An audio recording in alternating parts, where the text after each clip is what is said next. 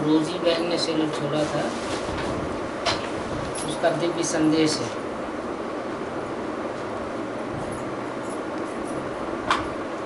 चौबीस अप्रैल 2004 का भोग के पश्चात मोहिनी बहन द्वारा वतन का दिव्य संदेश। आज जब वतन में पहुंची तो बाबा ने पूछा, आओ बच्ची, क्या समाचार लाई हो? तो मैं तो मुस्करा रही थी कि जाने जाननहार होते हुए भी मेरे से पूछ रहे हैं। बाबा बोले, देखो ये बच्ची बाबा की आज्ञाकारी, वफादार, ईमानदार, नष्टोमुहा बच्ची थी, जिसके जीवन के 2 लक्ष्य थे, एक सेवा और दूसरा याद। ये 2 लक्ष्य तो थे ही, लेकिन जो बाबा कहे, जैसे बाबा कहे उसे मुझे पूरा करना है। सदा हाँ जी का पाठ बच्ची को पक्का था। ये तो शरीर का हिसाब किताब था, शरीर के साथ अथवा जिन आत्माओं के साथ हिसाब किताब था वो सब पूरा करके बच्ची एकदम खाली होकर के आई है। जैसे इनका नाम रोज फ्लावर है, तो आप रोज फ्लावर की विशेषता जानती हो? तो मैंने खुशबू आदि सुनाई। बाबा ने कहा, नहीं, जब ये फूल, गुलाब का फूल संपूर्ण खिल जाता है तो इसकी पत्तियां गिर जाती हैं।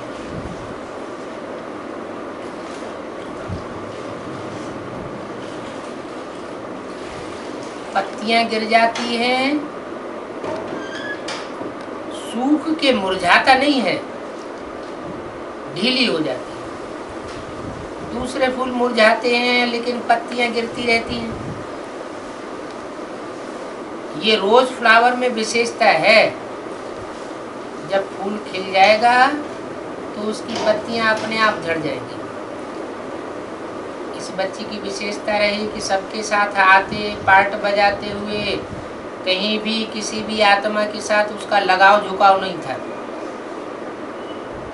सब संबंधों की, बातों की पत्तियां अपने आप टूटती गई। केवल बच्ची की आत्मा रह गई तो इसने सबको नष्टोमोह और सेवा का पाठ पढ़ाया।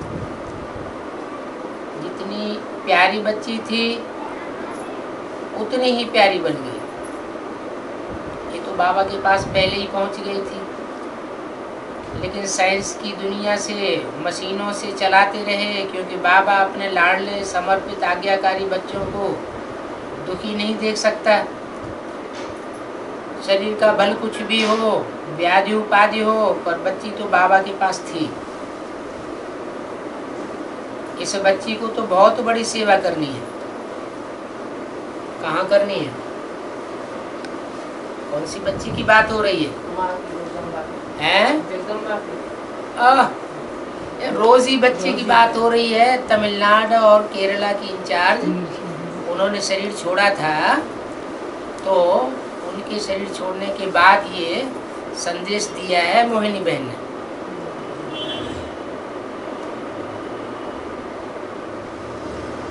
मैंने कहा, बाबा मेरे को रोजी बहन से मिलाओ।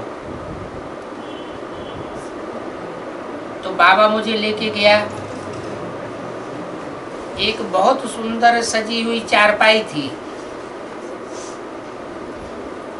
उसमें रोजी बहन बड़ी मुस्कुराती हुई मुद्रा में सोई थी। बाबा ने कहा, बच्ची थक कर के आई है और अभी बाबा के पास विश्राम कर रही है।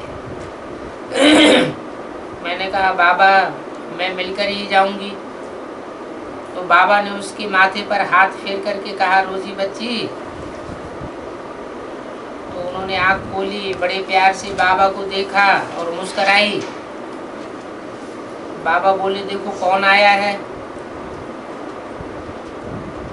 तो उन्होंने मेरी तरफ देखा, मुस्कुराई और अपना हाथ दिया। हाथ पकड़कर मेरे को जैसे देखती रही, दृष्टि देती रही। मैंने कहा तुम हम सबको छोड़ के बाबा के पास आ गई? तो मुस्कुराई, हाथ से ही कहा हाँ। मैंने कहा रोजी बहन अपना अनुभव तो सुनाओ, आज अचानक आप वतन में कैसे आ गई? हमें तो बाबा फिर नीचे भेज देते हैं। आपको तो बाबा ने बहुत अच्छा पलंग दे दिया। तो मुस्कुराई, बाबा का हाथ अपने पर रख लिया। बाबा ने उसे बड़ी मीठी दृष्टि दी, कहा दूसरी बार जब आप आवेंगी तब आपसे बात करूंगी, अनुभव सुनाई।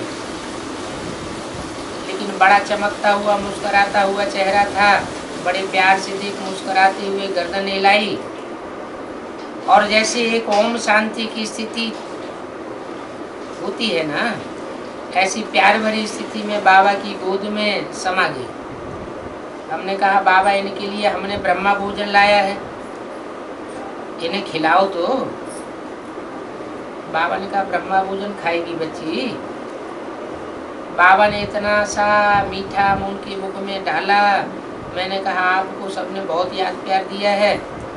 तो एक सेकंड जैसे सबकी याद में खो गई और दूसरे सेकंड इशारे से कहा अच्छा सबको हमारी याद दे देना। बाबा ने कहा दूसरी बार आएगी तब बच्ची आपसे बात करेगी और राज भी खोलेगी कि ये सब क्या है। फिर बाबा ने आप सबको याद प्यार देते कहा बच्चे परीक्षा में पास हुए, टीचर का शो किया, नष्टो मुआ बन के दिखाया। इतना प्यार होते भी किसी ने आंसू नहीं बहाए। तो सभी बच्चों को पास होने की बधाई देना। बाबा आपकी स्थिति थी खुश है। नष्टो मोहा में नंबर 1 तमिलनाडु गया है। ऐसे आप सबको याद प्यार देते बाबा ने मुझे नीचे भेज दिया। रोजी बहन के प्रति दूसरा संदेश गुलजार दादी के द्वारा 25/4/2004। आज अमृत वेले नियम प्रमाण जैसे ही वतन में बाबा के पास पहुंची तो बाबा ने मुस्कुराते हुए दिव्य नजर से मिलन बनाया और जैसे ही मैं बाबा के नजदीक पहुंची तो इतने में देखा कि बाबा के पीछे रोजी बहन खड़ी हुई थी।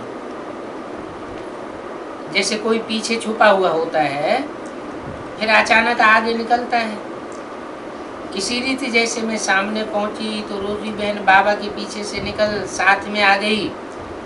तो मैंने कहा रोजी बहन आप बाबा के पास आ तो गई। तो बहुत हंसते हंसते जैसे पंजों पर नाचते हैं ना, वैसे नाचते नाचते कहने लगी मैं तो अपने बाबा के पास आ ही गई, आप तो अभी आई हो, मैं तो पहले ही पहुंच गई थी। तो बाबा ने कहा बच्ची आई है तो तुम मुझसे मिलो। तो वो मेरे से नहीं मिली लेकिन बाबा से ही चिपक गई। फिर बाद में हमसे मिली तो ऐसे लगा जैसे वो वतन और बाबा की मस्ती में मस्त हो। उसने हमसे कोई समाचार आदि भी नहीं पूछा, बस बाबा बाबा कह करके ही रह गई। फिर बाबा ने कहा चलो बच्ची हम आपको सैर कराते हैं। तो हम तीनों चलते गए तो क्या देखा जैसे पांडव वन में बाबा का कमरा है ऐसा ही कमरा था और जैसे गद्दी पर बाबा बैठते थे इसी रीति से विष्णु के मुआफिक बाबा गद्दी पर लेट गए। रोजी बहन ने कहा जब मैं पहले पहले आई थी तब आप मुझे ऐसे ही गद्दी पर बैठे मिले थे, आज तो मैं आपसे जी भर कर मिला। बाबा ने मुस्कुराते हुए कहा आओ बेटी क्यों नहीं मिलो, बाबा तो है ही बच्ची के लिए और बच्ची है ही बाबा के लिए। फिर बाबा ने कहा बच्ची अभी तुम समाचार तो पूछो, ये कहाँ से आई है और क्या समाचार लाई है। तो जैसे थोड़ा होश में आई बाबा ने कहा तुम सुनाओ इसे। तो मैंने कहा आपको पता है मैं कहाँ से आई हूँ। तो भी चुप रही। फिर बाबा ने कहा तुम्हारी मद्रास से आई है। बाबा ने मेरे से पूछा मद्रास में क्या क्या देखा, क्या समाचार है मद्रास का। तो मैंने कल का सारा दृश्य जो संस्कार आदि किया था बाबा को समाचार की रीत से सुनाई दिया। तो रोजी बहन ऐसे सुन रही थी जैसे उसे कुछ याद नहीं आ रहा था। फिर बाबा ने कहा मद्रास निवासी और जो भी कनेक्शन के सेंटर हैं सभी ने तुमको याद दी है। तो बोली क्या याद भेजी है और वहाँ क्या हो रहा है। फिर थोड़ी जैसे होश में आई। पहले तो बाबा के मिलन में इतनी मगन थी कि उनको ये भी याद नहीं था कि मैं कोई शरीर छोड़ करके आई हूँ। बिल्कुल जैसे हम लोग वतन में मिलन में मगन हो जाते हैं ऐसी स्टेज थी। फिर जैसे आत्मा में स्मृति इमर्ज हो गई। फिर पूछा अभी वहाँ क्या प्लान बनाया है। मैंने कहा आप तो बाबा के पास पहुँच गई, आप तो उसी में मगन हो। तो कहा फिर भी बताओ कहाँ से आई हो तुम और वहाँ क्या हो रहा है, सभी बहनें क्या क्या सोच रही हैं, क्या कर रही हैं और भाई लोग भी क्या कर रहे हैं। ऐसे धीरे धीरे पूछने लगी। तो मैंने कहा सभी आपको बहुत याद कर रहे हैं, आपकी विशेषताएं हम सुन रहे हैं, हमने तो उन विशेषताओं की माला तैयार की है। तो बाबा ने कहा इनको वो माला पहनाओ, माला तो मेरे साथ है ही नहीं। मैंने कहा बाबा मैंने विशेषताएं सुना दी, यही माला पहनाई थी। बाबा ने ऐसे दृष्टि डाली तो रंग बिरंगी हीरों की माला सामने आ गई जिससे लाइट की किरणें निकल रही थी। बाबा ने कहा बच्ची को ये विशेषताओं की माला डालो। फिर बाबा ने कहा बच्ची तुम मद्रास में जाओगी, तुमको मद्रास में भेजूं। तो कहती है बाबा मैंने मद्रास की बहुत सेवा कर ली, अब तो मैं आपके पास ही रहूंगी, मैं मद्रास जाने वाली नहीं हूँ। उसको ये स्मृति नहीं थी कि मेरा जन्म भी होना है। ऐसे कहते जैसे बच्चा होता है ना, ऐसे हुज्जत से बाबा की गोदी में लेट गई और जैसे सो गई। और जो भी बहनें शरीर छोड़ रही हैं अचानक या बीमार होके, उनके लिए तो बोला कि वो एडवांस पार्टी में गई। और रोजी के लिए बोला कि उनको दोबारा जन्म लेना। मैंने कहा बाबा आज तो रोजी बहन के लिए आपके लिए बहुत अच्छा भोग बनाया है। भोग तो सामने रखा ही था। तो बाबा ने अमृत वेली भोग की थाली इमर्ज की और कहा बच्ची आज स्पेशल तुम्हारे लिए भोग आया है। तो रोजी बहन कहने लगी मुझे पता है क्या भोग आया होगा। जैसे हुज्जत से बाबा से इजी होकर कहते हैं ना, कहा मेरे को जो प्यारा लगता है मैं आर्डर देती हूँ कि ये बनाओ, तो वो ही बना होगा। वो तो नाम ही नहीं आता है कहने में। तो कहने लगी गुलजार बहन वो ही है ना, भोग में बिसी बेड़ा और भात था। बाबा ने कहा इसको खिलाओ। तो कहने लगी मैं आपसे थोड़े ही खाऊंगी, मैं तो अभी बाबा के हाथ से खाऊंगी। बाबा के साथ ही सोती हूँ, बाबा के साथ रहूंगी, तुमको क्या पता मैं क्या क्या करती हूँ।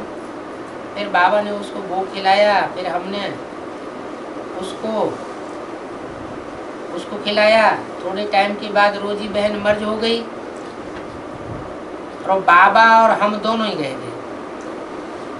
फिर बाबा ने कहा रोजी बहन की एक बहुत शुभ आशा है, वो बार बार कहती है बाबा मैं तो आपके पास आ गई, लेकिन ये जो जोन आप कहते हो ना तमिलनाडु का जोन, उसे आप चलाना। आप चलाएंगे तो सभी बहुत पावरफुल शक्ति से चलेंगे। मेरे शरीर से तो नहीं चला, मेरे को तो आपने बुला लिया, अभी आप चलाना। मैं तो यही देखना चाहती हूँ करावनहार बाबा बने और करनहार बहनें बने और भाई बने। तो बाबा ने कहा इस बच्ची की बस एक ही आशा है, जब बात करती है तो यही रिपीट करती है और इसे कुछ भी याद नहीं। क्या बात रिपीट करती है? बाबा जो हम चलाए कि बाबा मुझे जहाँ निमित्त बनाया था सेवा के लिए, मैं तो उन लोगों को ठीक रीत से नहीं चला सकी। मैं तो इस बात में आगे नहीं बढ़ सकी, लेकिन बाबा उस कार्य को पूरा करे। करावनहार बने, करनहार बहने और भाई बने। तो बाबा ने कहा इस बच्ची की एक ही आस है, वो बार बार रिपीट करती रहती है। मैंने बच्ची को कई बार कहा है, संदेशी आई है, आपको जो कुछ कहना है उनसे कहो। तो कहती है मेरी ड्यूटी तो बस पूरी हुई, अभी बाबा आप ही चलाने वाले हैं, तो ये जौन अभी बाबा की प्रेरणा से चलेगा। ये बात मंजूर है। बाबा और उसमें रोजी बहन समाई हुई है, आप बच्चों में समाया, बाप बच्चों में समाया हुआ है। बाबा की जो श्रीमत है, अमृत वेले से क्या करना है, क्या नहीं करना है, कर्म में क्या दिखाना है, क्या नहीं दिखाना है, बाबा की दिनचर्या और श्रीमत एक एक कदम की बनी हुई है। बस उसी प्रमाण करावनहार बाबा को सामने रख करके करना है और श्रीमत को फॉलो करना है, उसमें अपनी मत नहीं मिलानी है।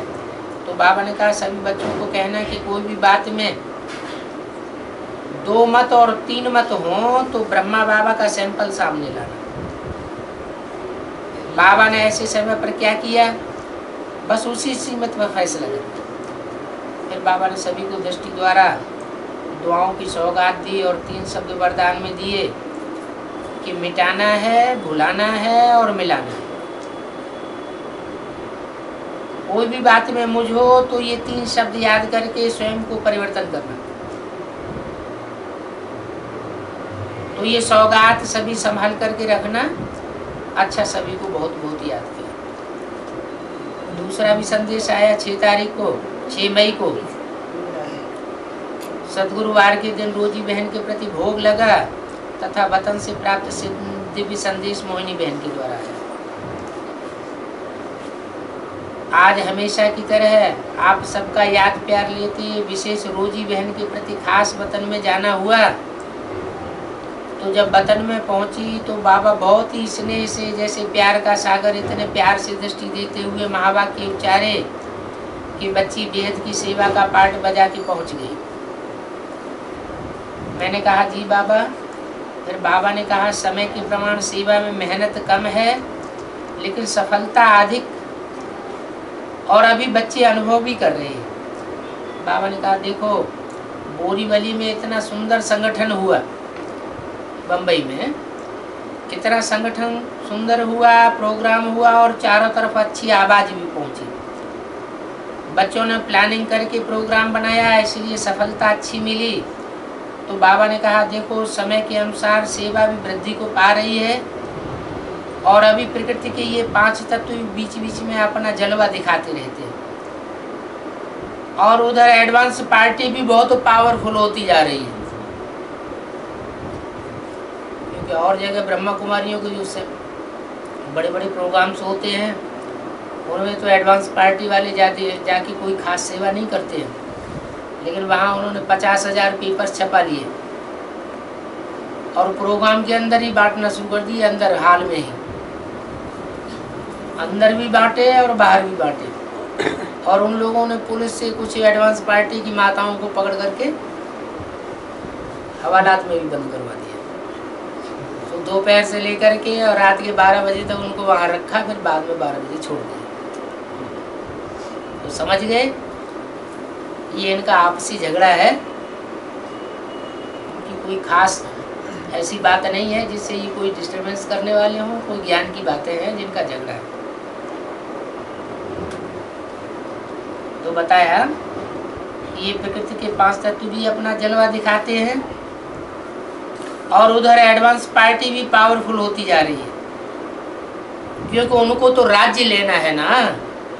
क्या कहा है? पुरुषार्थ की मेहनत इतने साल करी किसने, और राज्य किसको लेना है? अंदर वाले रह जाएंगे और बाहर वाले ले जाओगे। उनको राज्य लेना है। किनको राज्य लेना है? एडवांस पार्टी वाले। कह रहे हैं शक्ति नगर में सेवा हुई थी ना अभी। हाँ तो उधर एक भाई अभी झज्जर का, वो शक्ति नगर में सेवा करता था। शक्ति नगर में नहीं, पांडव भवन में। हाँ झज्जर का भाई पांडव भवन में जाकर के उसने सारा सबके सामने एडवांस ज्ञान सुनाना शुरू कर दिया और कहा कि ये मुरली में ये ढेर सारी पॉइंट्स काटे हुए हैं, जो एडवांस पार्टी से लगते हुए पॉइंट्स हैं, जो नए पार्ट को खोलने वाले पॉइंट हैं, वो सारे तुमने छुपा दिए मुरली में और काट दिए। तो ये काटा पीटी मुरली में क्यों हो रही है? भगवान के महावाक्यों में काटा पीटी होती है क्या? तो 5-7 बड़े बड़े भाई जो है उसकी तरफ हो गए और कहने लगे यहाँ इन बातों का जवाब तो देना चाहिए। मोटी मोटी बहनें कह रही इसका दिमाग खराब हो गया है, इसकी बातों में मत पड़ो। तो बोला कि एडवांस पार्टी भी बहुत पावरफुल होती जा रही है कि उनको राज्य लेना है, साथ साथ अभी और ज़्यादा स्पीड से आप बच्चों को सेवा का कार्य करना है। अभी बहुत बहुत आत्माएं हैं जिनके पास बाबा का संदेश भी नहीं पहुंचा है, लेकिन अंत समय संदेश बहुत जल्दी जल्दी पहुंचेगा। 7 दिन का कोर्स अथवा योग शिविर करने की मार्जिन ही नहीं रहेगी। क्या कहा? और योग शिविर करने की मार्जिन ही नहीं रहेगी, सिर्फ 1 दिन का कोर्स ही कराना पड़ेगा। आ जाओ आगे आ जाओ।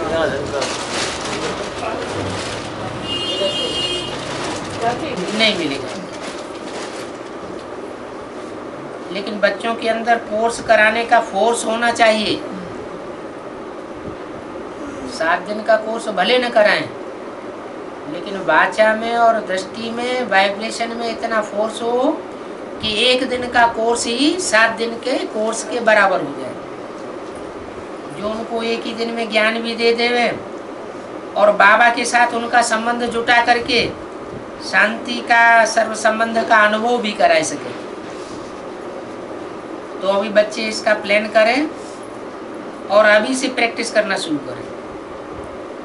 फिर बाबा ने कहा आज तो तुम खास रोजी बच्चे के लिए आई हो। मैंने कहा बाबा मुझे तो रोजी बहन दिखाई नहीं दे रही है, कहाँ है? बाबा ने कहा चलो मैं बुलाता हूँ। तो जैसे कोई ओपनिंग कराते हैं, मॉडल बनाते हैं, उस पर कर्टन लगा हुआ होता है, तो उसी प्रकार से सामने जैसे फूलों की झालर होती है कर्टन की तरह, वो कर्टन खिसकने लगा और वहाँ से रोजी बहन हंसती हुई हमारे और बाबा के बीच में आकर के खड़ी हुई। मैंने कहा अरे रोजी तुम इतने दिन से वतन में बैठी हुई हो, वहाँ वतन में क्या कर रही हो? तो मुस्कराते हुए कहती है आप तो आती ही हो, थोड़ी देर के बाद चली जाती हो। मैं तो बाबा के पास वतन में रही पड़ी हूँ, तो मेरा पार्ट आपसे बड़ा है। मैंने कहा हाँ पार्ट तो आपका मेरे से बड़ा है, फिर सारा दिन करती क्या हो? तो बोला कभी बाबा हमको सर्व सेंटर्स का सैर कराने ले जाते हैं, कभी दिखाते हैं कि साइंस वाले कैसे नई नई इन्वेंशन कर रहे हैं, कभी देखती हूँ कि प्रकृति के तत्व कहाँ कहाँ क्या क्या कर रहे हैं, कभी बाबा भक्तों के पास ले जाते हैं, कभी लगता है बाबा मेरे अंदर शक्ति भर रहे हैं। मैं तो बाबा के पास मौज में बैठ कर के सब कुछ देखती रहती हूँ कि कहाँ क्या हो रहा है। बाबा के साथ ही रहती हूँ, बाबा की उंगली पकड़ करके चलती हूँ। तो देखो वतन में तो हमें बहुत मज़ा है, ऊपर से देखो तो सब क्लियर क्लियर दिखाई देता है। ऐसा तो हमने कभी टीवी में भी नहीं देखा। तो मैं हंसने लगी। मैंने कहा आपने तो हमसे जास्ती मज़ा ले लिया, हमको तो बाबा थोड़े समय में अपना पूरा कार्य करके भेज देता है। फिर बाबा की तरफ उसने देखा और बाबा ने भी उसकी तरफ देखा। तो बाबा ने कहा कि इतना दिन बच्ची को खूब बहलाया है, खूब बच्चे को सैर कराई है, ताकत भरी है और रेस्ट भी दी है, एकदम हल्की फुल्की बन गई है। अभी मैंने बच्ची को तैयार कर दिया है, बच्ची को सेवा के लिए भेजना है। तो पहले जब हम गए तो उसको यही था कि मुझे यहीं रहना है, बाबा के पास ही रहना है, बस बाबा के पास ही चिपकी रहती थी, छोड़ती नहीं थी।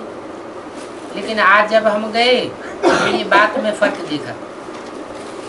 जैसे अपने को सेवा पर जाने के लिए तैयार कर दिया हो, लेकिन आज जब हम गए तो ये फ़र्क देखा। बच्ची समाचार सुना के कहती है, ठीक है बाबा, आप जहाँ मुझे भेजेंगे वहाँ मैं जाऊंगी, क्योंकि बाबा मेरे से कोई विशेष सेवा कराना चाहता है। जो सेवा का पार्ट इतना दिन मर्ज हो गया था वह बाबा ने मर्ज कर दिया। फिर उसके बाद बाबा ने मुझे कहा कि बच्ची से पूछो कि तुम जाने के लिए तैयार हो। तो मैंने पूछा, रोजी बहन अभी तुम वतन से जाने के लिए तैयार हो? तो कहती है, जैसे बाबा कहे वैसे मुझे करना है, मुझे तो बाबा के कहने पर चलना है। तो मैंने कहा, रोजी बहन आपको तो तमिलनाडु वाले बहुत याद करते हैं, आपने वहाँ बहुत सेवा की है, आपको हर पल एक एक बात याद रहती है, और वो सब है, एक एक पल सब आपको याद भी करते हैं। तो मुस्कराई, कहती है, उस समय तमिलनाडु में मेरा सेवा का पार्ट था, वो मैंने पूरा किया, बाबा ने मेरे से बहुत सेवा कराई है। मैंने कहा, अभी तो कहा कि अभी दादी बैठी है, बाबा बैठा है, मैं तो निश्चिंत हूँ। अभी मैं तो आ गई बाबा के पास, बाबा जो चाहे करे, जो चाहे सो करावे। मैंने तो शुरू में ही दादी को कहा था कि दादी तमिलनाडु की जवाबदारी आपके ऊपर है, मैं तो निश्चिंत हूँ, सेंटर बाबा के हैं, साकार में दादी के हैं, जो करे मैं तो निश्चिंत हूँ। फिर थोड़ी देर के बाद बोली कि बाबा ने एक दिन तमिलनाडु की सेवा पर मुझे वतन से भेजा था चक्कर लगाने के लिए। मैं गई थी, वहाँ बहुत बड़ा प्रोग्राम था और सभी भाई बहन मिलजुल करके प्रोग्राम कर रहे थे। मेरे को भी बहुत खुशी हुई कि ये सब मिलकर के इतना बड़ा प्रोग्राम कर रहे हैं, सबके अंदर खुशी थी। मैंने एक बात देखी कि जो मैंने उनको कहा था कि मेरे जाने के बाद कोई रोना नहीं, आंसू नहीं बहाना, तो मैंने देखा कि किसी ने आंसू नहीं बहाया। ये मेरी बात हर एक ने मान ली। तो मैं दिल से प्यार से उनको बहुत बहुत दिल का याद प्यार दे रही हूँ। अब दूसरा काम इनका ये है कि हर एक मत होकर, एक रस होकर, एक समझकर ये तमिलनाडु की, केरला की सेवा संभालें, यही मेरी दिल है। क्या क्या होकर के एक मत हो जाएं और एक रस हो जाएं, और एक की सेवा समझ करके तमिलनाडु की, केरला की सेवा को संभालें। और दूसरा जो मैंने प्रोग्राम बनाया था कि केरला में बहुत बड़ा प्रोग्राम हो, जैसे तमिलनाडु में किया था, तो सभी भाई बहनों को कहना कि आपको याद है ये बात, और ये काम आपको करना है, क्योंकि बाबा ने आज भी कहा ना, बेहद की सेवा करनी है। अभी आत्माओं को संदेश नहीं मिला है, और बाबा हिम्मत देता है तो सबको संदेश भी मिल जाता है, तो सारा कार्य भी सहज हो जाता है। जैसे एक अथॉरिटी से बोल रही थी, फिर मैंने कहा आपको सबने याद प्यार दिया है और आपके लिए खास मैं ब्रह्मा भोजन लाई हूँ। तो बहुत खुश हुई, कहती है क्या लेकर के आई हो? मैं बोली बताओ तुमको क्या पसंद है? कहती है मुझे तो मीठी बूंदी पसंद है। मैंने कहा क्यों, तुम बूंदी को याद करती हो? तो कहती है मधुबन जैसी बूंदी कहीं नहीं बनती है और न कोई बनाता है। मैं तो हमेशा मधुबन से बूंदी और बूंदी के लड्डू मंगाती थी, तो आज भी मेरे लिए बूंदी लाई हो। तो मैंने कहा शायद तुम्हारी टचिंग दादी को पहुंच गई होगी, तो दादी ने भोग में बूंदी बनवाई, तो वो बहुत खुश हुई। बाबा ने बहुत प्यार से अपने हाथों से रोजी को बूंदी और पूरी खिलाई। उसने बाबा को अपने हाथ से खिलाई, कहती है आज तुम नहीं खिलाओगी, आज मैं बाबा को खिलाऊंगी। तो बाबा ने कहा अच्छा दोनों खिलाओ, हमारे दोनों के हाथ ऐसे ही थे। तो बाबा ने कहा कि देखो युक्ति से खिलाओ। तो हम सोचने लगे कि दोनों कैसे खिलाएंगे। तो मैंने पूरी ली और उसने बूंदी ली। पूरी बूंदी दोनों बाबा के मुख में खिलाई तो कहा देखो दोनों का भी हो गया और भोग भी हो गया। ऐसे बाबा बहुत बहुत प्यार से रोजी को बोले, बच्ची आज तो आपके जाने का दिन है, तुम्हें जाना है तो बाबा को देखती रही। कहाँ जाना है? हैं? दूसरा जन्म लेने। हाँ।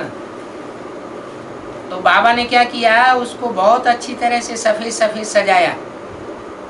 सजा के फिर माथे पर हाथ फेरा और दृष्टि दी। तो मैंने समझा अब ये जाने वाली है। तो मैंने पूछा रोजी बहन कुछ कहना है? तो कहा कि दादी को मेरा बहुत बहुत याद प्यार देना, मेरी सखियों को भी बहुत बहुत याद प्यार देना, मधुबन निवासी, शांतिवन निवासी, ज्ञान सरोवर निवासी सभी को मेरी याद प्यार देना। और कहना जब भी मैं आई हूँ आप सबने बड़े प्यार से मेरी सेवा की है, तो सेवा का रिटर्न मैं दे नहीं पाई क्योंकि बाबा ने मुझे बुला लिया, लेकिन मेरे अंदर सबकी सेवा का प्यार है। और दूसरा मैंने पूछा कि रोजी तुम इतना दिन हॉस्पिटल में रही और तुम किसी से मिल करके भी नहीं आई गई? तो कहा वाह आप कैसे कहती हो, आप आई थी तो मुझे भी पता चला था, आपने सबको याद प्यार दिया, मुझे मालूम है।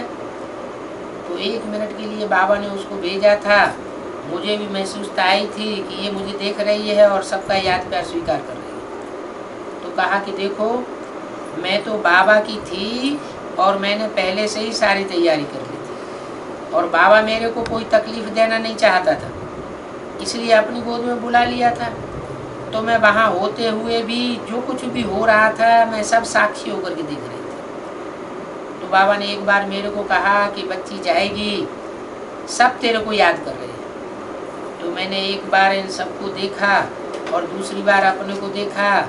जब अपने को देखा तो मेरा सारा शरीर टूटा फूटा था, यानी कोई भी अंग मेरे सही सलामत नहीं थे। तो जब मैंने देखा कि ये घर मेरे काम का नहीं है तो मैंने कहा नहीं बाबा अब मैं वापस नहीं जाऊंगी, इन सबको आप संभालना। क्या कहा?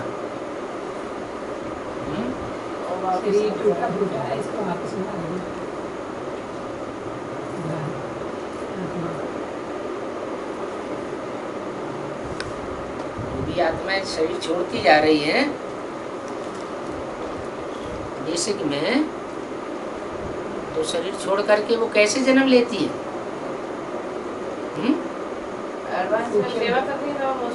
नहीं वो तो सूक्ष्म वतन की अभी तक बात सुनाई, लेकिन सूक्ष्म वतन की बात सुनाने के साथ साथ ये भी कह दिया इसको अब जन्म लेना है। तो एडवांस पार्टी में जो आत्माएं जाती हैं शरीर छोड़ करके, वो कैसे जन्म लेती है?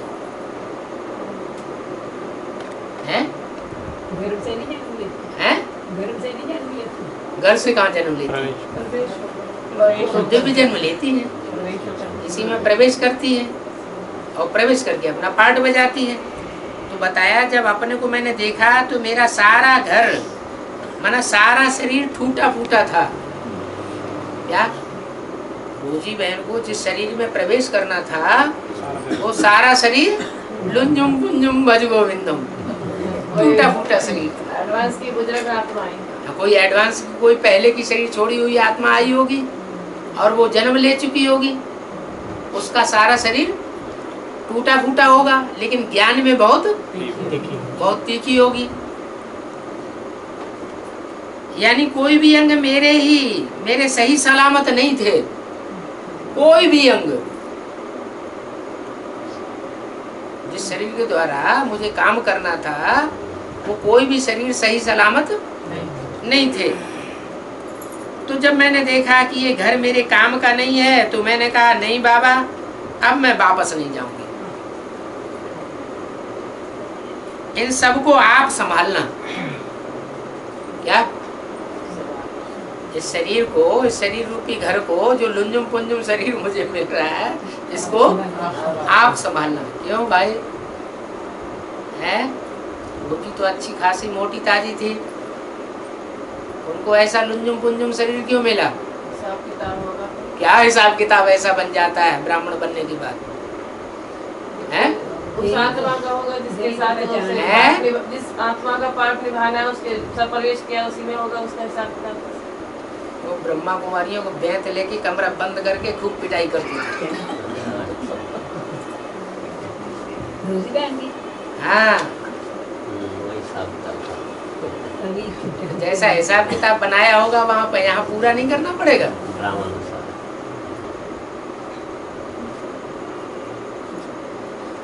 ये घर मेरे काम का नहीं है, तो मैंने कहा बाबा नहीं बाबा, अब मैं वापस नहीं जाऊंगी, घबराई गई।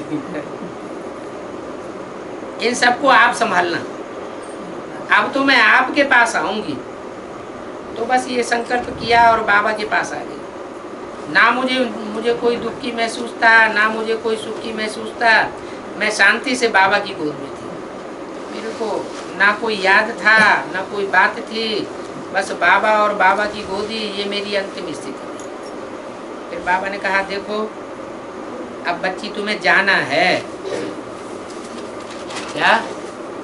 अब तुम्हें इधर रहना नहीं है, जाना है। अब बाबा तुमको भेज रहा है। तो बाबा ने उसको इतनी प्यार से दृष्टि दी जैसे एकदम शांत हो गई। वो बाबा से दृष्टि लेती रही और मैं बाबा के सामने बैठी हुई थी। धीरे धीरे अव्यक्त होती होती एकदम दूर लाइट में पहुंच गई और पीछे देखा कि बहुत बड़ा शानदार कोई बंगला है, बहुत अच्छे पेड़ हैं, झाड़ हैं, फूल फल आदि लगे हुए हैं वहाँ पर। और वो वहाँ पर आत्मा चली गई।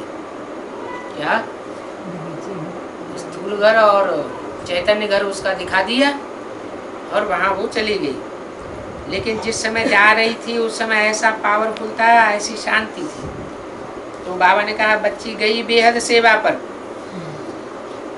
क्या? हद की सेवा तो अभी तक की मद्रास में, और अब गई बेहद की सेवा। बेहद की सेवा क्या होती है? बाप के बच्चे। अरे ये एडवांस की सेवा ही बेहद की सेवा है।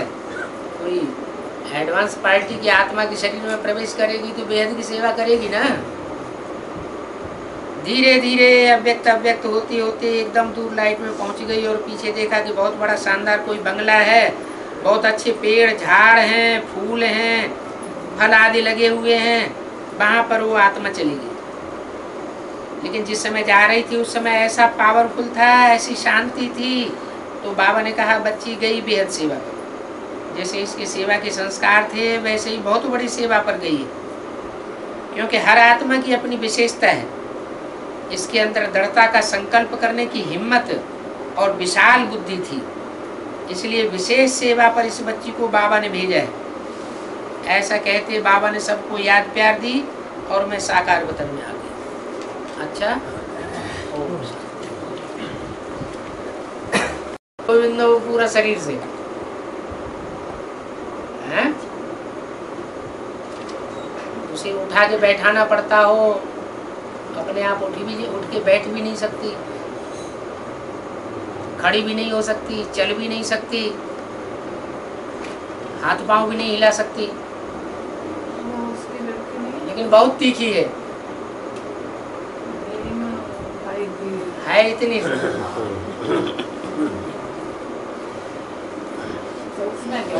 पूरे घर को अपने डायरेक्शन पे चलाती है,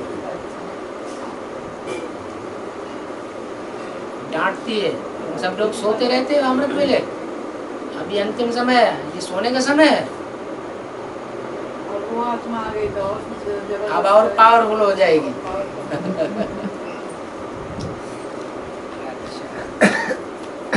क्या आधा घंटा हुआ ना? 45 मिनट। हाँ, ये है 17/8/85 की।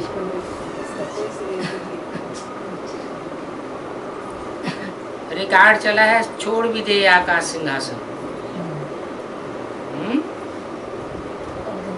ऊंची स्टेज है,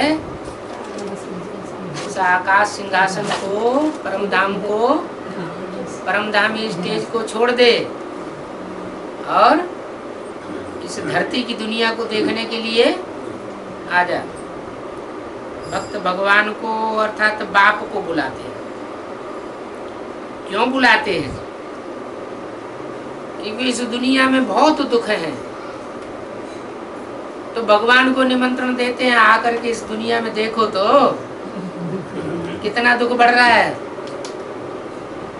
बच्चे बहुत दुखी है, ये भी तुम समझते हो। दुख के बाद फिर सुख आना जरूर है। बच्चे बाप को बुलाते हैं तो बाप आकर के जरूर सुख की दुनिया रचेंगे। पहले सुख था, अभी नहीं है। फिर बुलाते हैं कि हमको आकर के सहज राजयोग सिखलाओ, तो सिखलाने वाला जरूर बाप चाहिए। बाप समझाते हैं जैसे तुम आत्माएं गर्भ में आए करके शरीर लेती हो, वैसे मैं भी शरीर में आकर के अपना पार्ट बजाता हूँ। बाकी मुझे तो पतितों को पावन बनाना है। मैं शरीर में इसलिए प्रवेश करता हूँ, पतितों को पावन बनाने के लिए। इसलिए मुझे बड़ा शरीर चाहिए। मुझे आना ही है पावन बनाने के लिए। माया रावण ने तुमको पतित बनाया है, हैं? पतित किसने बनाया? जो 10 सिल वाला रावण है, 10 मतें देने वाला रावण है, उसने तुमको पतित बनाया है। कोई छोटा सिर, कोई बड़ा सिर, उसने तुमको नीचे गिराया। माने नीचे गिराने वाले अनेक सिर, और मैं एक में आता हूं तुमको पतित से पावन बनाने के लिए। इसलिए अभी ये 5 विकार दान में दे दो, तो ये जो माया का ग्रहण है वो छूट जाएगा। तुम अपनी तरफ से दान में दोगे तो छूटेगा क्या? तुम अपनी तरफ से दान दोगे तो तुम्हारी तरफ से वो ग्रहण छूट जाएगा। पहला है मुख्य देह अभिमान। रावण का जब शरीर वो सारा बुत बनाते हैं तो उसमें 10 सिर तो दिखाते ही हैं, लेकिन 10 सिरों के साथ साथ और क्या दिखाते हैं? गधे का शीश दिखाते हैं। तो गधा जो है वो देह अभिमान का पुतला है? गधा वो 10 सिरों के ऊपर दिखाया जाता है। कोई भी विकार आएगा तो पहले देह अभिमान आता है, फिर दूसरे विकार आते हैं। देह अभिमान के साथ सारे विकार जुड़े हुए। तो बोला पहला है मुख्य देह अभिमान। अपन को अभी देही अभिमानी समझो। देह अभिमान छोड़ दो और देही अभिमानी बनो। मैं इस देह में रहने वाली आत्माओं से बात करता हूं क्या? अगर देह अभिमानी होकर के मेरे सामने बैठे होंगे तो मैं उनसे बात भी नहीं करता हूं। मैं आत्माओं को ज्ञान देता हूं। माने जो आत्मिक स्थिति में मेरे सामने बैठे हुए होते हैं उन्हों को मेरा दिया हुआ ज्ञान पल्ले पड़ता है, और जो आत्मिक स्थिति में नहीं होते हैं, देहवान में होते हैं ना कोई देहधारी की याद में होते हैं, उनकी बुद्धि में मेरा ज्ञान बैठता नहीं। तो इन आत्माओं को मैं ज्ञान देता हूँ। 5-4 वर्ष पहले भी ये ज्ञान सुनाया था, और ज्ञान सुनाकर पावन भी बनाया था, राजयोग सिखलाया था। कल्प कल्प में राजयोग सिखलाता हूँ। आने से ही हमारा पतितों को पावन बनाने का धंधा शुरू हो जाता है क्या? आने से ही, माने सन 36 से जब से आया तब से ही पतितों को पावन बनाने का धंधा शुरू हो गया। अरे सन 36 में तो ज्ञान भी नहीं शुरू हुआ था, ये धंधा कैसे शुरू कर दिया है? पहले ज्ञान सुनाएगा तभी तो पतितों को पावन बनाएगा, कि बिना ज्ञान सुनाए पावन बना देगा? है ज्ञान सुनाएगा। फिर सन 36 से लेकर सन 46-47 तो ज्ञान ही नहीं सुनाया था। वो भक्ति मार्ग की वो गीता थी, संस्कृत वाली गीता, उसके अर्थ बैठ करके सुनाते थे। ज्ञान की बातें तब कहाँ सुनाते हैं? लेकिन बोला आने से ही हमारा पतितों को पावन बनाने का धंधा ठहरा। बाप का ये पार्ट है। क्या पार्ट है? ज्ञान सुनाने का पार्ट मुख्य नहीं है, मुख्य पार्ट है पतितों को पावन बनाना। आकर बच्चों को पावन बनाता हूँ। क्या? आकर के पावन बनाता हूँ और ज्ञान सुना के चला जाता हूँ, फिर पावन बनते रहते हो। क्या नियम है? ऐसे नहीं कि ब्रह्मा के तन में, दादा लेखराज के तन में आके ज्ञान सुना के चला जाऊं, फिर तुम बच्चे अपने आप पावन बनते रहोगे, या दीदी दादी दादाओं की दृष्टि के संग के रंग से पावन बन जाओगे। ऐसा नहीं है, मुझे खुद आकर के पावन बनाना पड़ता है। दैवी गुण धारण करने हैं, भविष्य में तुम सूर्यवंशी चंद्रवंशी बनने वाले हो। क्या कहा? तुम माना कौन? सामने बैठने वाले बच्चे हैं और आत्मिक स्थिति में बैठने वाले हैं, उनके लिए ये बात बताए कि तुम भविष्य में, सतयुग में तुम बच्चे सूर्यवंशी और चंद्रवंशी बनने वाले हो, इस्लाम वंशी, बौद्ध वंशी, क्रिश्चियन वंशी बनने वाले हो। ऐसे नहीं कहा। क्या कहा? सूर्यवंशी और चंद्रवंशी बनने वाले हो। जो अभी आत्मिक स्थिति में बैठे हैं वो, ये नॉलेज है ही भविष्य दैवी प्रिंस प्रिंसेस बनने की। तो दैवी गुण धारण करेंगे तो प्रिंस प्रिंसेस बनेंगे। अपन को देखना है मैं दैवी गुण धारण करता हूँ। देखो विघ्न कौन कौन से आते हैं, क्या क्या विघ्न आते हैं, तो ज्ञान की युक्तियों से उन विघ्नों को उड़ाना है। उन विघ्नों में अपने को फंसाए नहीं देना है। बाप की याद में कर्मातीत अवस्था को पाना है।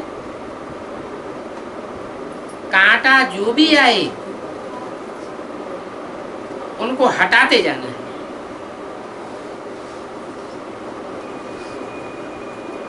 देह अभिमान छोड़ देह अभिमानी बन, बाप को याद करना है। जितना याद करेंगे उतना रास्ता साफ होता जाएगा।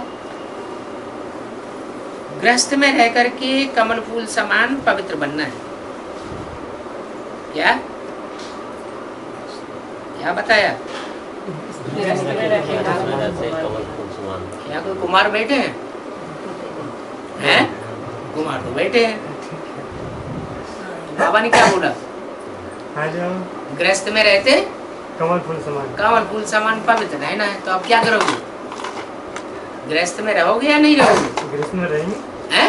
गृहस्थ में बैठे हैं। गृहस्थ में तुम तो कुमार हो। तो कोई बात नहीं, बेहदी की तो गृहस्थ है अपने माँ बाप की। माँ बाप के बच्चे हैं तो गृहस्थी हुए ना। हाँ। गृहस्थी कहा ही होने जाता है। गृहस्थ घर गृहस्थ उसी को कहा जाता है जिसमें माँ बाप भी हों और बच्चे भी मौजूद हों। अगर बच्चे नहीं है तो भी कहेंगे संपूर्ण गृहस्थी अभी नहीं है। तो माँ बाप भी हैं और बच्चे भी हैं, बच्चियां भी हैं, भाई बहन भी हैं।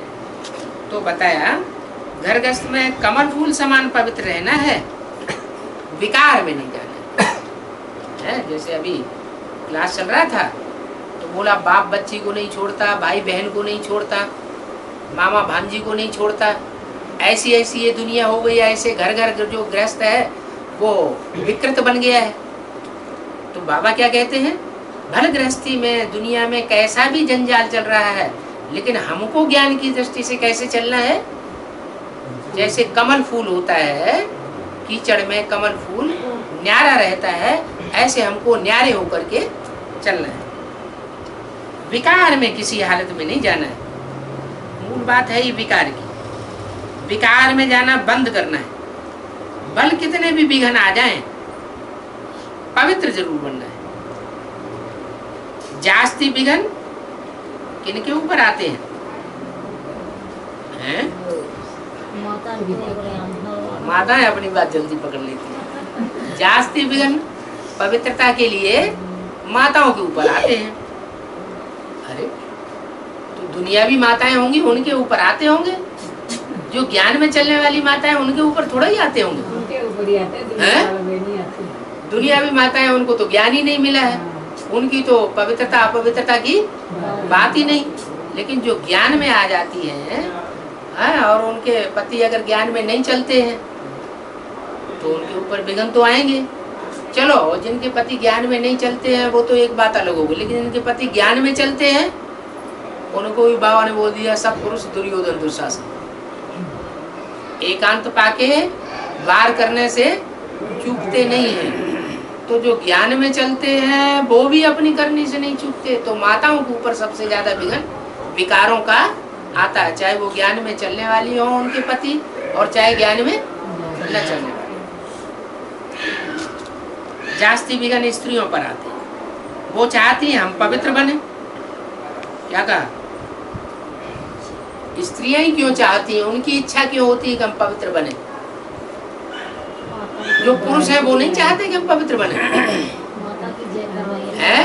माता की जय करवाइए बाबा ने। हाँ, क्योंकि माताओं को स्वर्ग का गेट खोलने के लिए निमित्त बनाया है।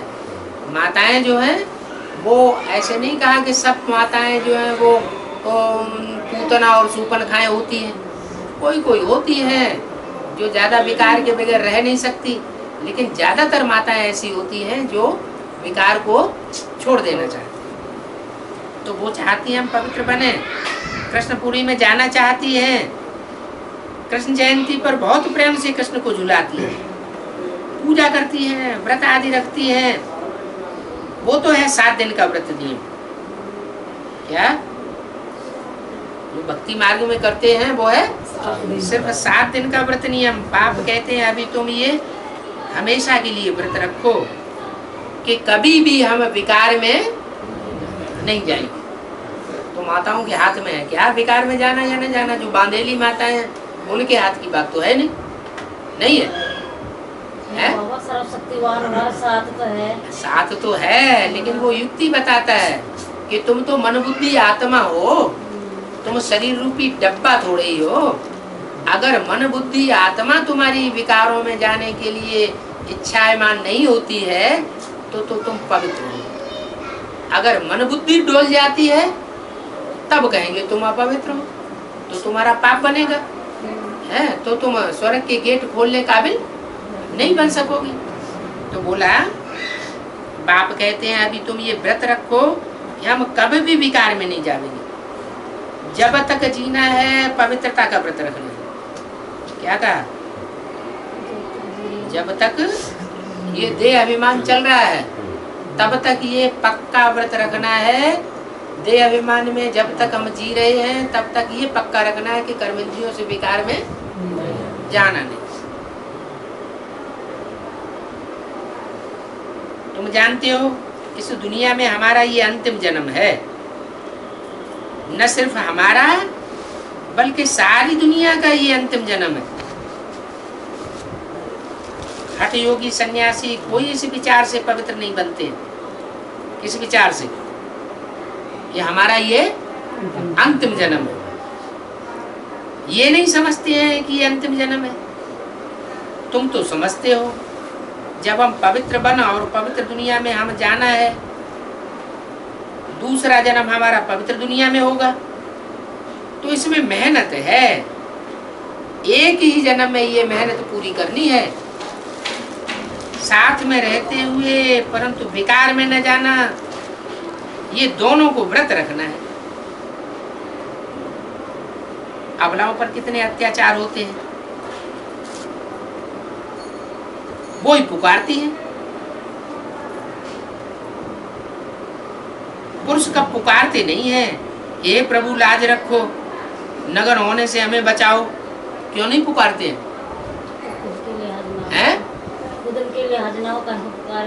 न पुरुष इसलिए नहीं पुकारते हैं कि वो तन से और धन से सबल होते हैं, उनके हाथ में सब कुछ है, उनमें पावर है, तो वो क्यों पुकारेंगे? जो आतताई कौन बनता है? जिसमें ज्यादा शक्ति होती है वो आतताई बनता है, और जिसमें शक्ति ही नहीं है उसका नाम ही अबला पड़ा हुआ है। क्या नाम पड़ा? अबला। तन से भी अबल और धन से भी अबल और मन से भी अबल। मन से इतनी अबल कि थोड़ा भी बाहर होता है तो मन चंचल हो जाता है, अपने को कंट्रोल नहीं कर पाती। तो अबलाओं पर कितने अत्याचार होते हैं, वही पुकारती हैं। पुरुष का पुकारते नहीं है कि प्रभु लाज रखो, नग्न होने से हमें बचाओ। ये माताओं की पुकार है। बाप को पुकारती हैं, बाबा हमको नग्न होने से बचाओ। ये वो ही गीता भागवत वाली बातें हैं, सिर्फ नाम भूल से कृष्ण का लगा दिया है। क्या कहा? ये ज्ञान सारा है वही 5000 वर्ष पहले वाला जो परमात्मा शिव ने आकर के ज्ञान दिया था। लेकिन गलती क्या कर दी? दादा लेखराज कृष्ण का नाम भगवान के रूप में डाल दिया। पिताश्री मुरलियाँ जो अभी नहीं छपी हैं सन 65 के बाद, उनमें नाम किसका डाल दिया? पिताश्री ब्रह्मा बाबा का नाम डाल दिया। तो सारी मुरलियाँ ऐसी हो गई, खंडित हो गई, झूठी हो गई, ज्ञान ही सारा झूठा हो गया। उनका सच्चा अर्थ कोई की बुद्धि में बैठता नहीं है। तो सिर्फ नाम भूल से कृष्ण का लगा दिया है। कृष्ण का हो अथवा ब्रह्मा का हो, बात तो एक ही है ना। कृष्ण तो पतित पावन नहीं है, उन्होंने शरीर ही छोड़ दिया। दुनिया पतित से पावन बनी नहीं, तो कृष्ण कैसे पतित पावन कहा जाए? पतित पावन तो बाप ही है ना। तुम समझती हो पवित्र बनने के लिए मार भी खानी है? पवित्र बनने के लिए अगर थोड़ी पिटाई भी खानी पड़े तो खा लेनी चाहिए। उस समय बाबा प्रवेश करके तुम्हारी पिटाई को धीमा कर देगा, हल्का कर देगा।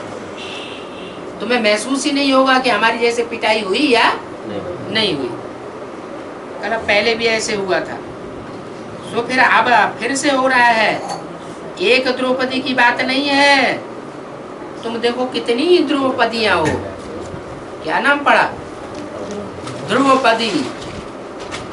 जो विकार के लिए अपनी पूरी सुरक्षा करने के लिए लड़ाई लड़ती हैं, उनका नाम क्या दिया? द्रौपदी। उनका पद जो है वो ध्रुव है, उस पद को कोई टाल नहीं सकता। अनेक पतितों को पावन बनना है। तुम माताएं निमित्त बनी हुई हो पवित्र बना और पवित्र बनाने के लिए। तुमको तो और ही जास्ती पढ़ाई पर ध्यान देना है। माताएं ही पढ़ाई में ज्यादा कमजोर होती, और माताओं को ही क्या कहा? आगे चल के तुमको और ही जास्ती पढ़ाई पर ध्यान देना है। हम जिन्स को उठाना है। पहले क्या करना है? माताओं को किसको उठाना चाहिए? जो भी माताएं हैं उन माताओं को पहले उठाना चाहिए।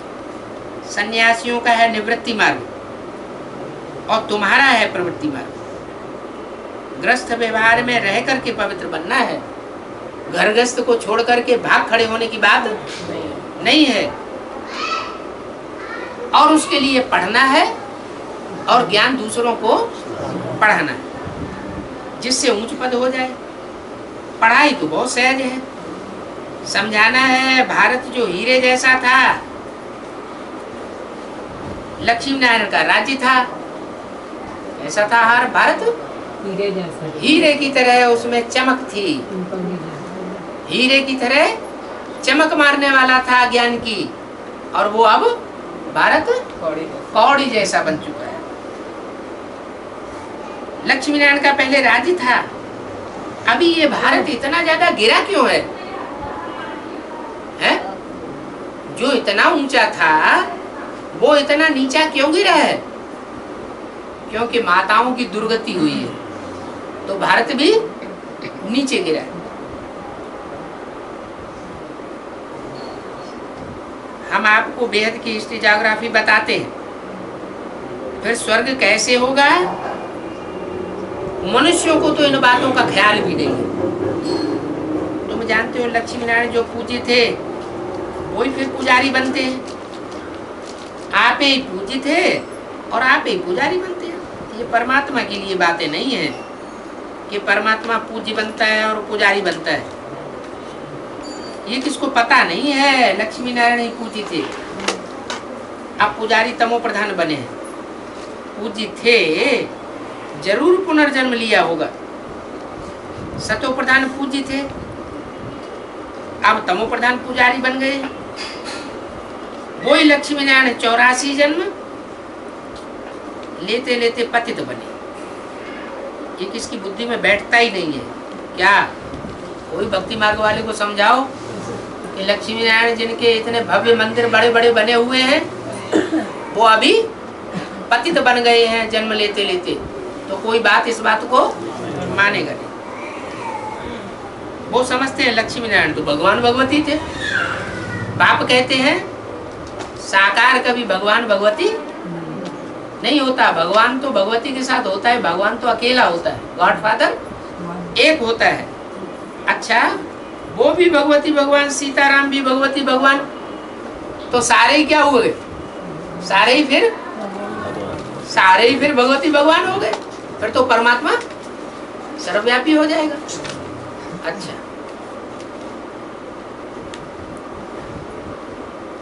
अगर सारे ही भगवान हो जाएं तो पुनर्जन्म लेने वाला कौन रहेगा? है पुनर्जन्म लेने वाला तो कोई नहीं रहेगा, क्योंकि भगवान तो अजन्मा है, भगवान तो अकर्ता है, अभोक्ता कहा जाता है। तो ये तो बात कोई ठहरी नहीं कि ढेर सारे भगवान हो जाएं। भगवान तो सिर्फ एक ही होता है। ओम।